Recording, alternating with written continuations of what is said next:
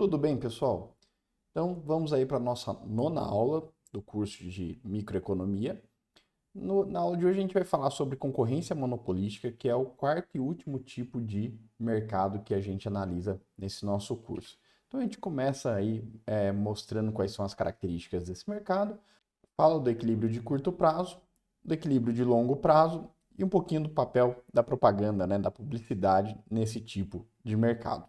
É um tipo de mercado onde a propaganda assume aí um papel muito importante.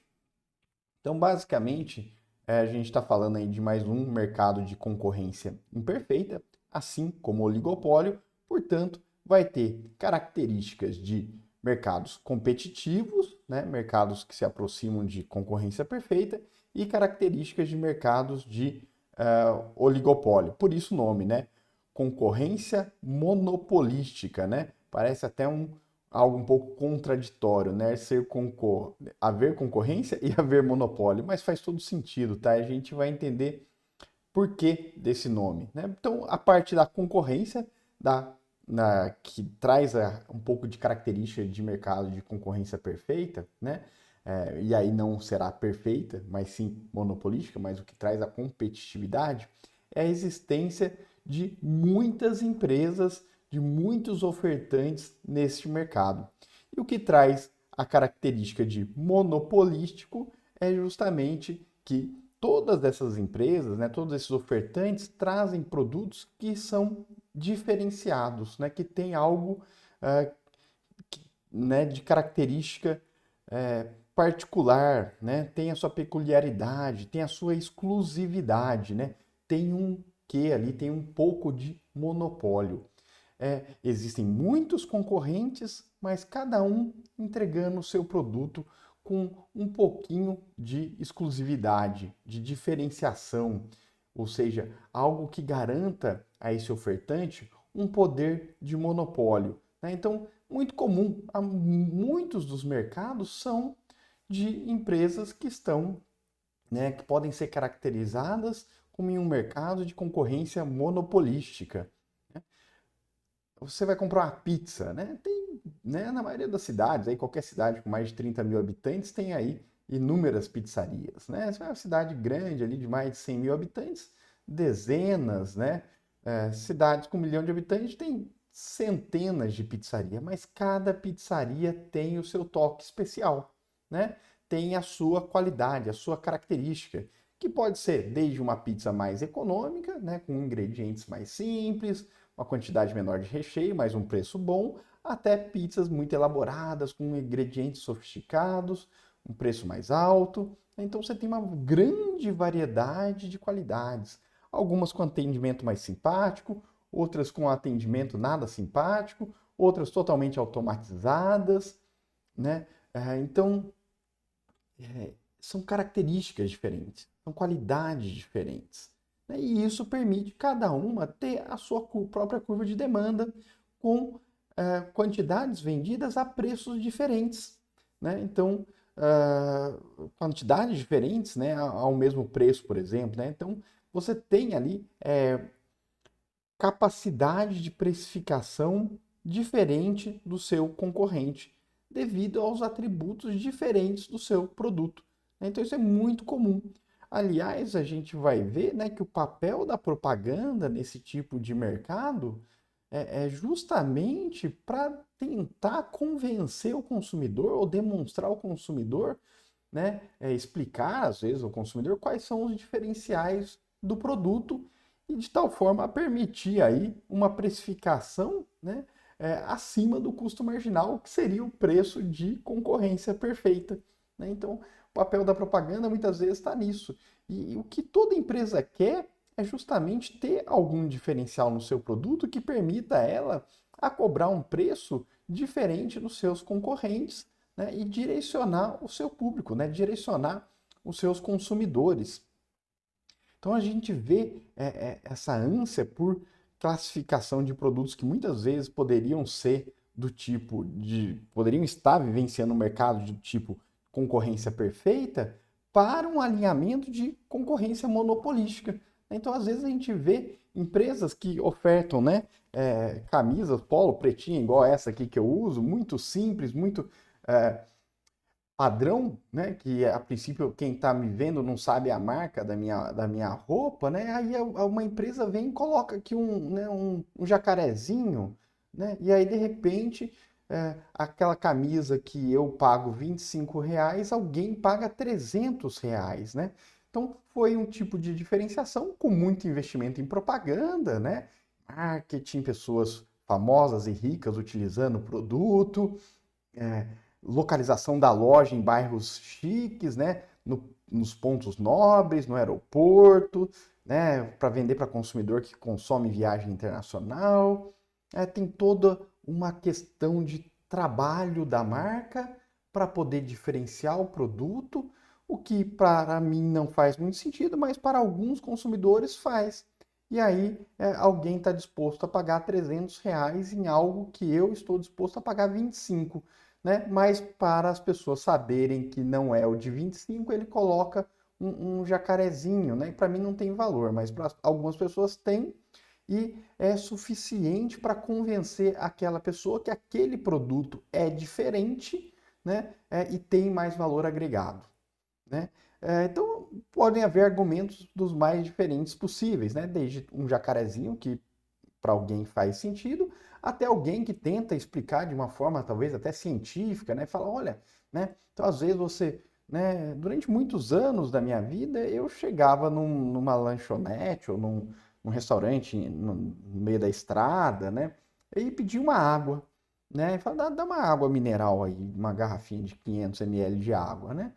Parava lá no posto de gasolina, no meio da viagem, comprava. Hoje em dia alguém veio e falou assim, não, olha, melhor tomar a água que não seja muito ácida, né? A água muito ácida pode gerar aí um desarranjo intestinal, pode gerar problemas para a sua saúde.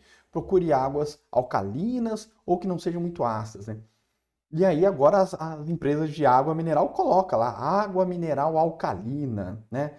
É, naturalmente básica, naturalmente alcalina, né? E aí tô eu lá olhando o pH da água, né, para ver se a água não é muito ácida, né? Então alguém, por uma razão, né, que me convenceu, né, fez eu mudar meu hábito de tratar a água como um produto, né, água mineral como um produto homogêneo para um produto, né, diferenciado, né? E aí virou concorrência monopolística, porque aí a empresa que cola ali no seu rótulo água alcalina consegue cobrar um pouquinho mais caro, porque tem gente que atribui valor a isso, né? Então pode ser uma questão de informação, pode ser uma questão de marketing, pode ser de fato explicando diferenciais do produto, e isso garante, né, poder de monopólio, poder de precificar diferente dos seus concorrentes. Não é mais produto homogêneo, não é mais concorrência perfeita, né? Não são mais produtos idênticos. E aí, isso daí permite as empresas saírem da armadilha ali para elas, né, que é estar na vala comum da concorrência perfeita, né? Isso é a concorrência monopolística. E hoje em dia a maioria das empresas, né, se posicionam dessa forma, de uma forma ou outra elas tentam diferenciar o seu produto, né, para não serem obrigadas, né, a estar praticando ali o preço de concorrência perfeita, preço igual ao custo marginal e igual ao custo total médio, que vai no longo prazo fazer com que elas estejam fadadas aí a ter o lucro normal, que a gente já viu lá na nossa aula de concorrência perfeita, tá? Então são mercados que possuem aí algumas características de concorrência e outras de monopólio. Assim como o oligopólio também é um tipo de concorrência imperfeita e a gente falou do oligopólio na aula passada, né? A diferença aqui para o oligopólio é que na concorrência monopolística a gente está falando de muitas empresas. Ah, professor, e quanto é muitas empresas? Já expliquei na aula de oligopólio, né? Não existe um número correto, né, que sirva para todos os mercados. Fala, não, mais de 5 empresas é muitas, mais de 10 é muitas, né? O que vai definir muitas é justamente a forma com que essas empresas interagem no mercado, né? Se elas tratam o mercado, né, os seus oponentes, como um jogo, né, onde eu faço a minha ação e já tentando prever, tentando compreender qual que vai ser a reação de cada um dos meus oponentes, eu estou mais próximo do que seria ali um oligopólio, né? Se eu sei simplesmente que eu tenho muitos concorrentes e não faz sentido do ponto de vista de estratégia eu ficar pensando na resposta de cada um dos meus oponentes quando eu tomar uma ação de mudança do meu preço, de qualidade do meu produto, o que quer que seja, da quantidade ofertada, né, eu estou mais para o que seria aí a concorrência monopolística. Tá? Então, o que eu vou ter aí na concorrência monopolística vai ser muitos vendedores, né? Então, é um mercado muito competitivo, produto diferenciado e livre entrada e saída. Característica importante de mercados de concorrência perfeita, né? É diferente de mercados de monopólio, onde existem barreiras à entrada. Tá? Então, na concorrência monopolística, a gente tem aí a livre entrada e saída de empresa, né? Então, novas empresas que queiram entrar no mercado podem, né, se aventurar ali, podem investir, podem empreender nesses mercados e na hora que ela quiser sair também não há nenhuma barreira à saída, ela simplesmente fecha as portas e sai, tá? Isso aí vai trazer uma característica que a gente já viu lá do mercado de concorrência perfeita, que é justamente fazer com que os lucros tendam a caminhar para o lucro normal, né? Ou simplesmente para o lucro econômico zero, tá? Uma vez que se percebe que está dando lucro, novas empresas tendem a aparecer nesse mercado, e se estiver dando prejuízo, né, empresas tendem a sair, né, levando aí para um equilíbrio de longo prazo de lucro econômico zero, tá? Então, né, o que a gente, né, verifica, então, são muitos vendedores, né, competindo aí pelo mesmo grupo de consumidores, o que dá uma característica de competitividade, o que faz com que as curvas de demanda verificadas por cada empresa sejam aí reajustadas à medida que entram e saem novas empresas, né, desse mercado. Cada um dos ofertantes tem um produto um pouco diferente dos demais, né? E cada empresa tem a sua própria curva de demanda negativamente inclinada. Por que a sua própria curva de demanda não é uma curva de demanda, né, igual para todas as empresas? Porque os produtos são diferentes, cada um tem as suas características. Alguns conseguem vender quantidades maiores a preços maiores do que seu concorrente porque tem um produto diferenciado. Tá? Então, é aquela mesma historinha, né? Coca-Cola, pode ser Coca-Cola, né? Lá, uma latinha de Coca-Cola lá no atacadão sujo, afastado, longe do centro da cidade, um ambiente não muito agradável, ou pode ser Coca-Cola, né, num sofá de couro muito gostoso, com alguém tocando piano, ar-condicionado, atendimento educado, confortável, né? Então, são dois produtos, né, muito diferentes, né? É tudo latinha de Coca-Cola, mas um é latinha de Coca-Cola, né? Tá suja ali dentro do plástico, você pega aquele fardo de latinhas, né? Põe no seu carrinho, suja a mão, né? Tá quente, né? A outra é a latinha de Coca-Cola, geladinha, num copo com um limão, gelo, né? Um piano e aquela, né? É diferente, né? Um consegue cobrar R$ 6 a latinha de Coca-Cola, o outro consegue no máximo ali R$ 3, né? Então, são produtos muito diferentes e permitem aí demandas diferentes, preços diferentes, curvas de demanda diferentes, tá? Cada um com a sua própria curva de demanda. As empresas vão poder entrar e sair deste mercado sem restrições, tá? Então, um mercado com livre entrada e saída. O número de firmas nesse mercado, portanto, vai se ajustar à medida que, né, estiver verificando lucro extraordinário ou prejuízo, de tal forma que, em prejuízo, algumas empresas fecham, né? Ninguém fica operando no longo prazo em prejuízo, e com lucro extraordinário, existe aí uma atenção maior, um desejo maior, e novas firmas aparecem nesse mercado também, fazendo com que as já incumbentes, né, as que já estão no mercado, tenham que dividir os seus clientes com esses novos entrantes. Então, alguém está ganhando muito dinheiro, aparece um novo entrante ali nesse mercado, com um produto diferenciado, né, e rouba alguns clientes daquelas firmas que já estão operando. Portanto, as curvas de demanda são afetadas à medida que novas empresas entram e que empresas saem. Na hora que um dos participantes do mercado sai, alguns clientes ficam órfãos daquela empresa, né? Não pode mais consumir a pizza naquela pizzaria que fechou e vão migrar, né, o seu consumo de pizza para outra pizzaria que permaneceu no mercado, né? Então, livre entrada e saída acaba afetando também as curvas de demanda de cada empresa, né? Então, no curto prazo, o equilíbrio, né, da concorrência monopolística vai ser, né, vai seguir a regra ali de monopólio, que é custo marginal igual a receita marginal. No entanto, receita marginal não é igual a preço, como é no mercado de concorrência perfeita, tá? Então, aqui a gente tem um equilíbrio de receita marginal igual a custo marginal, característico do mercado de monopólio, como a gente viu. Então, o que que isso quer dizer? Quer dizer basicamente que enquanto a receita marginal estiver maior que o custo marginal, eu vou aumentando minhas vendas, que vale a pena. No entanto, para vender mais, né, depois que eu já estou ali no meu equilíbrio de mercado, eu preciso baixar meu preço e aí a receita marginal cai e se ela se torna menor do que o custo marginal, se eu aumentar, né, se eu expandir as minhas vendas, eu estou diminuindo o meu lucro e não aumentando o meu lucro, né? Graficamente, a gente já falou desse tipo de solução, né? Então, é basicamente encontrar o ponto onde a curva de custo marginal iguala a curva de receita marginal, verificar qual que é o preço que precisa ser praticado para que se, né, obtenha essa quantidade de venda que maximiza o lucro, né? Então, que a gente vai ter justamente um preço acima do custo marginal e acima da receita marginal, né? A curva de receita marginal fica aqui embaixo da curva de demanda, né? Por quê? Porque se eu quero aumentar minhas vendas, eu preciso baixar preço, e eu preciso baixar preço de todas as unidades vendidas.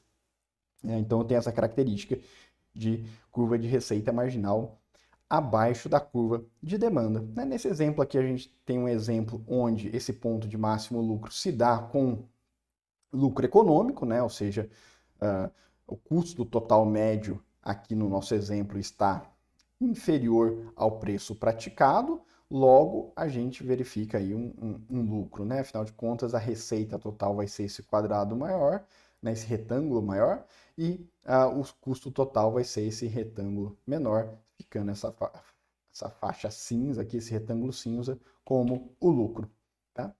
Pode existir também empresa em concorrência monopolística operando em prejuízo. Basta para isso que o custo total seja superior ao preço praticado, né?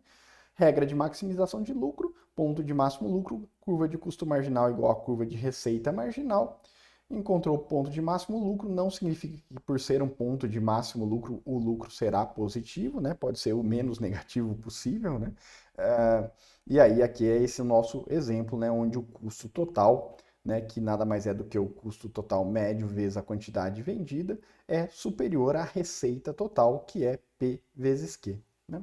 Então, pode ter aí uma empresa em concorrência monopolística operando em prejuízo no curto prazo. No longo prazo, né, a gente sabe que essa empresa vai sair do mercado, vai fechar as portas e o que a gente vai verificar, né, é um deslocamento dos clientes que antes eram atendidos por essa empresa para a demanda de outras empresas que permaneceram no mercado e terão as suas curvas de demanda aí deslocadas para cima e para a direita, né, recebendo novos clientes. A mesma coisa vale com a entrada de novas empresas, né? Ao entrar uma nova empresa, ela rouba alguns clientes, fazendo com que a curva de demanda das empresas incumbentes, ou seja, aquelas que já estão no mercado, seja deslocada para a esquerda e para baixo. Então, no longo prazo, o que a gente vai ter são justamente esses movimentos aí que a gente acabou de falar, né? Então, empresas com lucro econômico, né, fazem com que aumente, né, o número de empresas interessadas em ofertar aquele produto, né, reduz a demanda de cada uma das firmas incumbentes, né, aquelas que já estão no mercado. E aí essas curvas de demanda dessas empresas que já estavam no mercado são deslocadas para a esquerda e para baixo, né? E pode, inclusive, mudar a inclinação dessas curvas de demanda, né? Tornando essas curvas de demanda mais elásticas, né? Mais horizontais.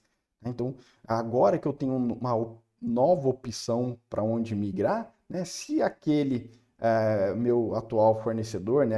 Aquela empresa da qual eu atualmente sou cliente, mexer um pouquinho o preço, eu já, né, migro para a nova opção, né? Eu vou me manter fiel aqui, mas agora eu fiquei mais sensível a preço, né? Então, se ele aumentar o preço, eu mudo. Né? Antes, não. Os outros concorrentes não me atraíam tanto, eu até admitia um pouco mais de variações no preço antes de eu mudar de empresa fornecedora, né? Agora não, né? Eu mudei. A curva de demanda pode, inclusive, ficar mais elástica, tá? E aí, isso daí tende a fazer o quê? Na hora que você deslocou a curva de demanda para baixo e para a esquerda, né? Então, você vai fazer com que, né, o ponto de lucro máximo, né, agora esteja, né, ocorrendo, né, com uma receita menor. E aí, isso daí pode implicar, né, em redução do seu lucro. Então, no longo prazo, né, novas empresas entrando nesse mercado que antes dava muito lucro, faz com que esse lucro seja reduzido, caminhando em direção ao lucro normal, né, ao lucro econômico zero. E aqui está um ponto-chave, né, até que o nosso excelente livro do Mankell explora pouco, tá? Que é a questão da constante evolução dos produtos, né? A constante, né, corrida por inovação, né, e por diferenciação. Então, né, você vê lá, né, toda vez que uma empresa, né, no mercado de celulares lança um produto, né, aí a outra corre atrás, né, e aí ela vem e inova de novo, né, de repente seu celular tinha uma câmera, depois ele tem duas, depois ele tem três, depois ele tem quatro, depois ele virou um ciclope, né, então é essa corrida constante por diferenciação que tenta reajustar a curva de demanda para que, à medida que novos entrantes aparecem, né? Então, antes você era o único que tinha duas câmeras no celular. Agora aparece mais um monte com duas câmeras. Aí o que você faz? Coloca a terceira câmera no celular. Né? Então você diferenciou de novo o seu produto, né? E saiu do problema ali de novos entrantes que apareceram roubando seus clientes que antes queriam ter mais câmeras no celular. Né? Então, se alguém queria ter duas câmeras no celular, só podia comprar o seu. Agora não, veio um monte de empresas e colocou duas câmeras no celular também. Aí o que você tem que fazer? Né? Mudar, né? Esse pessoal roubou seus clientes. Agora, aqueles clientes que querem duas câmeras têm muitas opções. Né? E aí o que você faz? Bota a terceira câmera no celular. Né? E é essa constante, né, evolução, mudança para fugir desse cenário que é cair no lucro normal, né, ter ver o seu lucro reduzido pela entrada de novos concorrentes. E aí, quando eu digo entrada de novos concorrentes, pode ser porque apareceu uma pizzaria nova ou simplesmente porque agora a pizzaria faz a pizza, né, a sua concorrente copiou a sua receita lá e faz, né, com a mesma qualidade que você, ou simplesmente você, né, vendia o celular com duas câmeras, era exclusivo e agora um monte de gente vende, né? Então, entrou novos concorrentes ali no mercado de celular com duas câmeras, tá? Então, é mais ou menos nesse sentido. Então, é uma corrida constante, onde o marketing assume um papel muito importante, entender os clientes, os desejos dos clientes, associado à propaganda, né? À publicidade, né?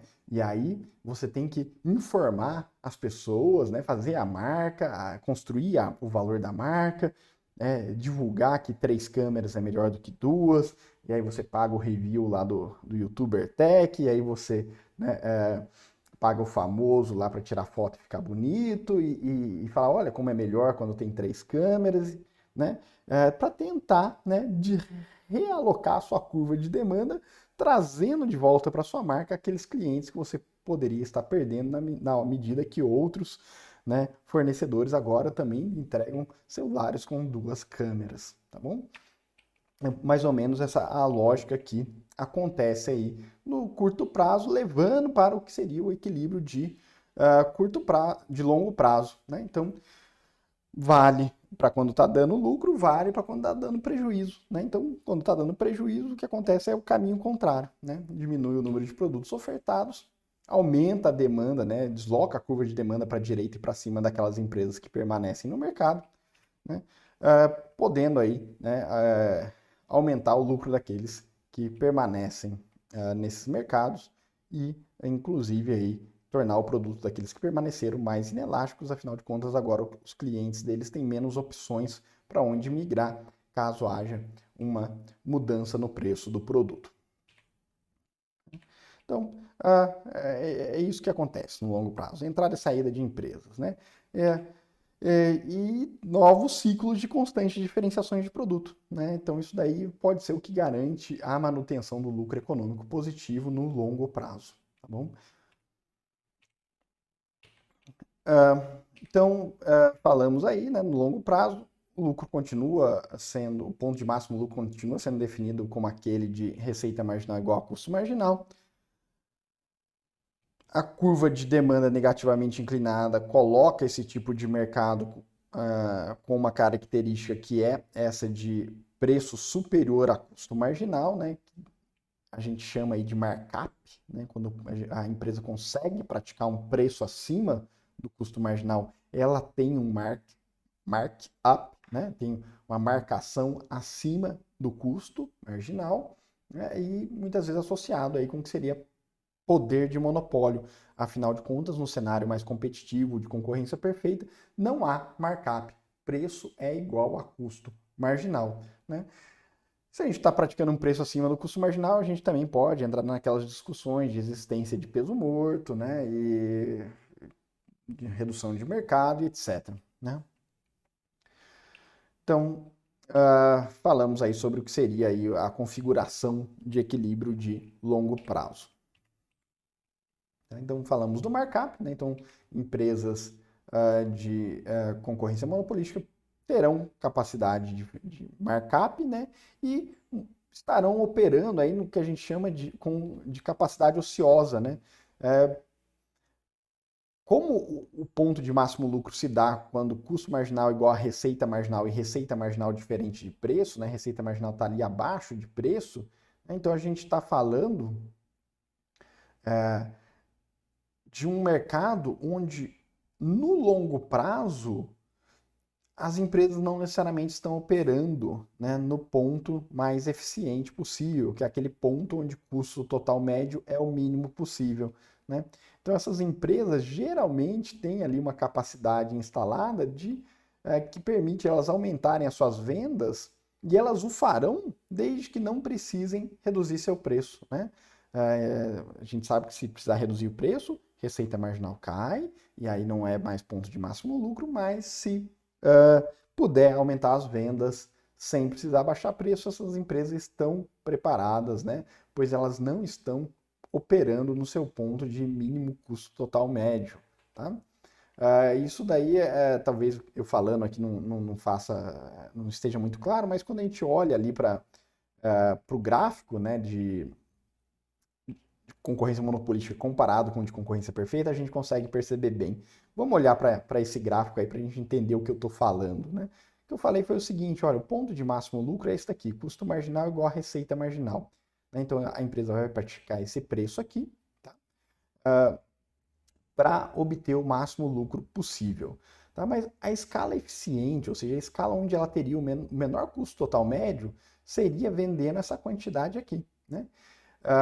Então essa empresa, ela sabe que se ela precisar baixar preço para aumentar suas vendas, ela vai estar saindo do seu ponto de máximo lucro, né? Porque, né, em qualquer ponto aqui à direita desse ponto aqui, né, para cá, a receita marginal vai ser menor do que o custo marginal, reduzindo o lucro. Né? No entanto, se ela conseguir aumentar suas vendas sem precisar baixar preço, né, ela tem capacidade de aumentar o seu lucro, uma vez que o seu custo total médio está reduzindo. Né? Então a gente fala, olha, ela tem capacidade ociosa. Tá? Diferente do equilíbrio de longo prazo de empresas no mercado de concorrência perfeita, onde preço é igual a custo marginal, que é igual a receita marginal, né? E aí elas tendem a operar no custo total médio mínimo, né? Vai entrando e saindo empresas até o ponto em que todos estão operando ali, né? Com lucro econômico zero, tá? Então, né, ao contrário das empresas em ambiente competitivo, quando a gente está falando de concorrência monopolística, há capacidade ociosa, há possibilidade de expansão de vendas, redução do custo total médio. E a gente falou também do markup, né? Então as empresas em concorrência monopolística vivenciam aí o que a gente chama de markup. O que é o markup? É justamente essa diferença entre o preço praticado e o custo marginal. Tá? Isso daqui é o markup e ele existe em concorrência monopolística, assim como existe no monopólio, assim como não existe na concorrência perfeita. E isso daqui, né, é o que a gente chama ali de gerador de ineficiências, né? Gerador de peso morto, tá? Então, essa é a ideia aí por trás dessa discussão. E aí muitos falam, então tem peso morto, dá para deixar esse mercado mais eficiente? Não necessariamente, né? Porque às vezes para você conseguir regular e entender qual que é o custo total médio de cada empresa para obrigar ela a operar ali no seu ponto de eficiência, né? E cobrar preço igual ao custo total médio mínimo, você gasta dinheiro, você tem que ter muita agência reguladora, muito fiscalizador, e para sustentar toda essa estrutura, essa máquina de vigilância dos mercados, custa dinheiro, muito dinheiro, você tem que tributar para arrecadar. Na hora que você tributa para arrecadar, você gera mais peso morto ainda, né? Então, do ponto de vista prático, né, de bem-estar da sociedade, não faz muito sentido você regular todos os mercados de concorrência monopolística, tá? Então, pode sim estar ocasionando ali algum tipo de ineficiência, excluindo algumas pessoas de alguns mercados, mas a questão é se vale a pena ficar regulando tantos mercados assim, né? Se é tão essencial e se o poder de mercado é tão grande assim, né? Às vezes o poder de mercado é ínfimo. Então não faz sentido você gastar, montar uma estrutura para ficar tentando, né, levar isso aí para um ponto eficiente, né? Ponto eficiente, preço igual a custo marginal, na maioria das vezes vai exigir inclusive subsídio. O que você vai ter que ficar tentando buscar é preço igual a custo total médio mínimo, né? O que é bastante custoso, né? E a discussão é justamente se vale a pena fazer isso. E a maioria dos economistas tem aí um consenso de que não vale a pena, tá? Então essa é a discussão aí sobre o bem-estar. E a gente já falou também um pouquinho da discussão da publicidade e marcas, né? Então a diferenciação de produto, né, ela né, justamente muitas vezes percebida e reconhecida pelos consumidores devido à publicidade, né? São as marcas ali que investem em publicidade para te convencer que aquele produto é diferenciado, é melhor, né? Vale mais a pena, é mais seguro comprar daquela marca, né? Então tudo isso onde está ali, né, o ganha-pão do pessoal da publicidade, né, da propaganda, tá?